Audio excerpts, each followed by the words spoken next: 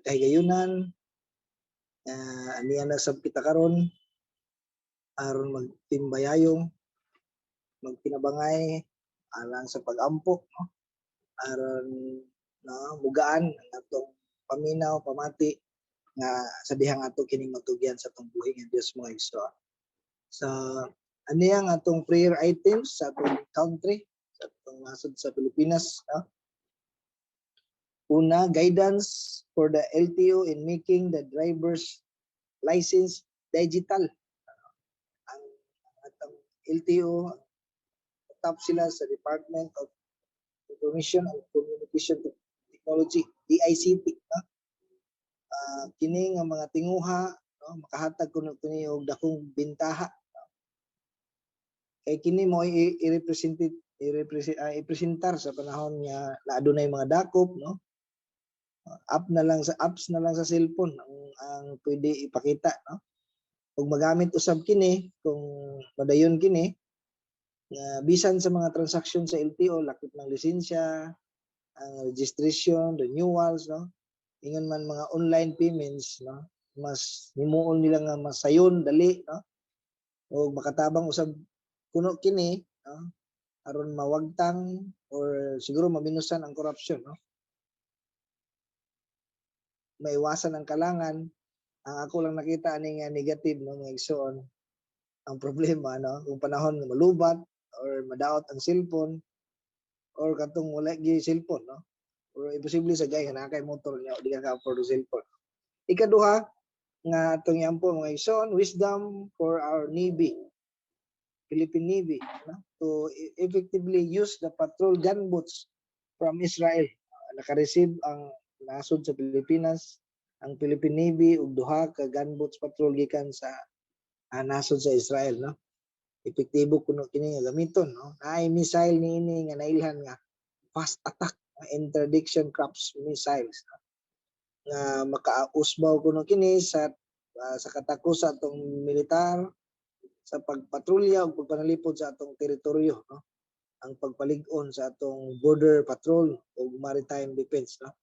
Kay na-notice sa atong mga Philippine Navy kay sa Philippines West Philippine Sea padayon nga makita ang presensya sa mga langyaw nga barko sa mga lugar. So muna nga dako kini matabang ang ato lang agiyahan sila, tagahan sila kaalam nga mahimong epektibo ang paggamit niini kontra sa mga nasod nga buot mo ilog sa atong teritoryo. Then ikatulo, discernment for the OFW against fake counseling certificates. Nagawarning ang Bureau of Immigration sa tanang OFW no. Kay adunay mga scammers nga nagabaligya og mini nga certificate nga ning guidance counseling certificate no. Na ang usa duha din sila nga ilang gi-hold no sa mga otoridad sa NAIA. Duha, ang una na fake ang iyang nakuha kay naay ni approach sa iya duol ra gyud sa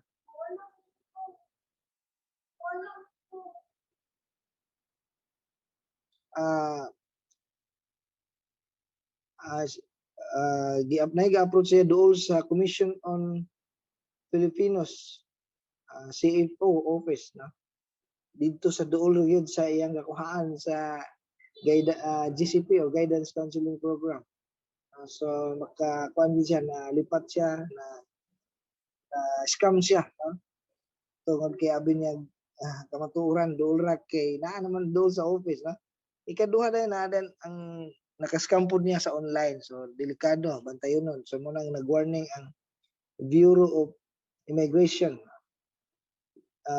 Ang GCP or Guidance and Counseling Program itong ipasabot gamay mga igsoon, usa kini nga gikinahanglan nga pre-departure seminar nga gipahigayon sa Commission on Filipinos CFO nga naghatag og impormasyon sa social ug cultural sa gawas sa nasod. So aron ma-orientaan ang mga Pilipinos sa unsa nga nasod ang ilang pag-antuan no. Mo ning naa gid ni importante gid ning guidance counseling no.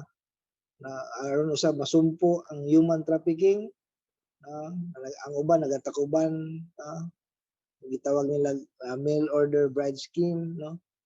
Aron masiguro usab ang mga migrant nga Pilipino makahibalo sa ilang available nga network sa suporta sa gawas sa nasod sa panahon sa ilang kalisdanan. So ma-aware na sila unsay mga dapat ngayang buhaton diha sa guidance counseling na paghimuon. So ang ginahangyo sa atong CFO agents, no, always, or Bureau of Immigration nga always verify the legitimacy of your transaction. So muna gihangyo sa ito ra gyud sa authorized CFO agents na muna ang panawagan sa atong Bureau of Immigration. Dayon kana lang ang tulo mga igsoon, no?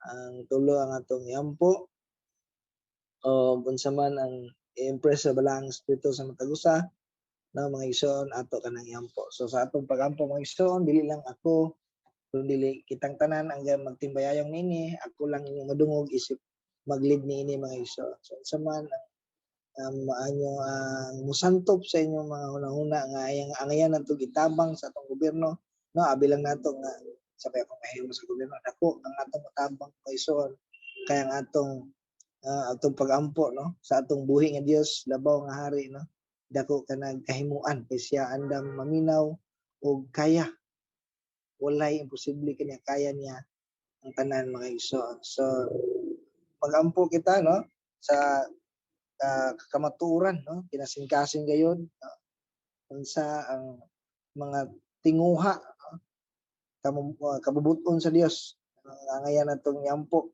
may tungod sa atong nasod, may tungod sa mga prayer items nga atong gihisgitan kagamina, no, atong barugan ang kamatuoran, no, ang kamatuoran gayud ang atong iampo mga igsoon may tungod sa atong nasod, no, mga kaayuhan sa atong nasod, no, ato kanang pagahiusahan, no, mga igsoon o magampo ta mga igsoon, muduol kita sa Dios sa kinadunay o kinasingkasing kaya ang kahimutan sa Dios katong muduol kaniya nga may pagtuo mga igsoon. So magsugod ta.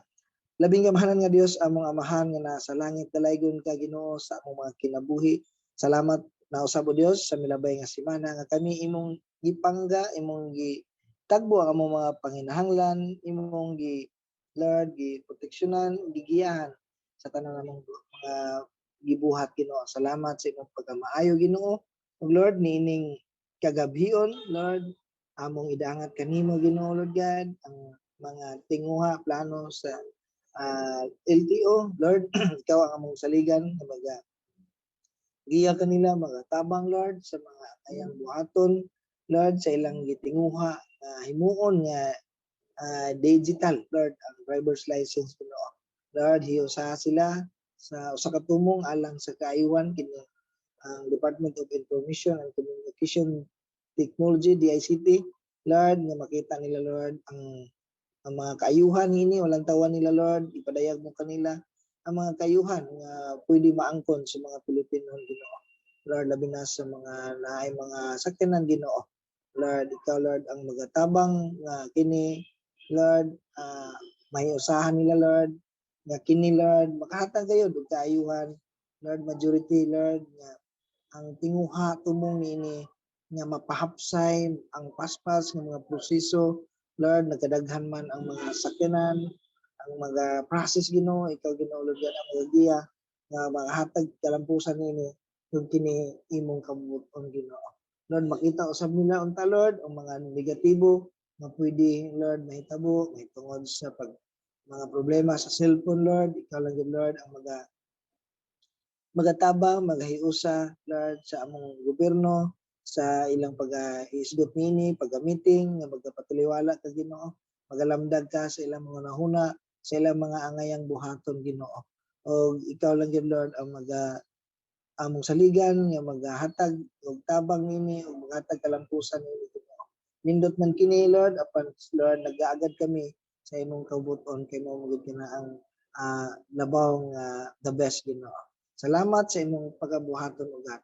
Ug ikaduha Lord among ipaabot kanimo Ginoo Lord God, may tungod Lord sa among nadawat Lord sa mga gunboats Lord sa gikan sa nasod sa Israel nga imong piniling nasod piniling katawhan. Lord, salamat Ginoo Lord God nga adunay pag adunay suporta kuha gikan didto sa Israel Lord, imong piniling katawhan among pag-ampo man nga ikaw Lord ang maghatag kaalam Lord sa Philippine Navy Lord sa ilang pagdumala pagagamit nini Ginoo nga mahimo kini Lord nga dako og tabang dako ang effectivity nini Ginoo Lord nga mapausbaw ang ilang mga pagpatrolya ang ilang mga depensa pagpanalipod Lord sa nasod Ginoo nga mapalig-on Lord labi na mga borderlines Lord mga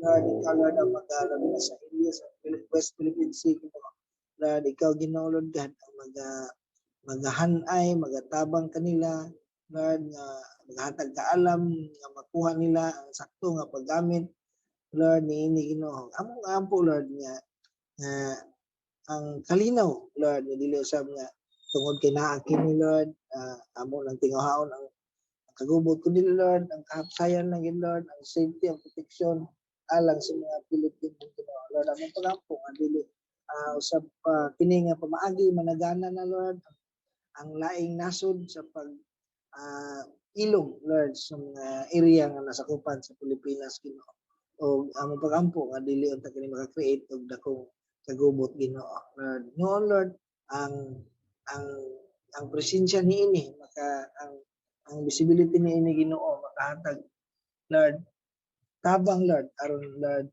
nga magpanagana magduha-duha ang ubang mga nasod sa pag-ilog nga dili nila mayano-yano ang mga Pilipino tungod niini Ginoo salamat sa imong paghatag niini Ginoo nga makatabang og dako sa among nasod Ginoo ug dugang pa Lord among iampo amahan ang ikatulo na mga iampo amahan kining aning fake Lord nga mga scammer Lord nga nagapayuhot nining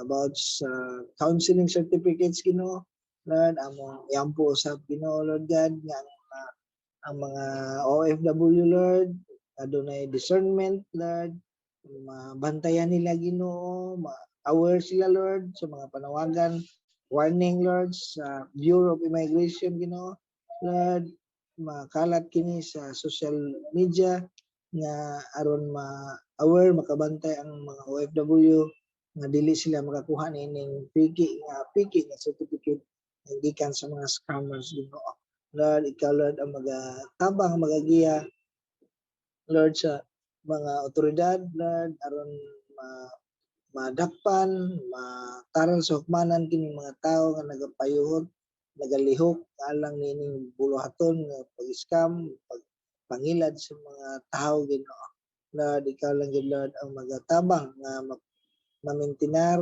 Lord ang insakto nga proseso nining guidance counseling Ginoo kay dako kini katabang aron Lord makontrolar ang human trafficking aron usab Ginoo matabangan ang mga katawhan mga OFW Lord nga mahibalo unsa ang mga available nga tabang Lord sa panahon sa ilang kalasdanan didto sa ubang nasod ug mahibal-an usab nila Lord ang mga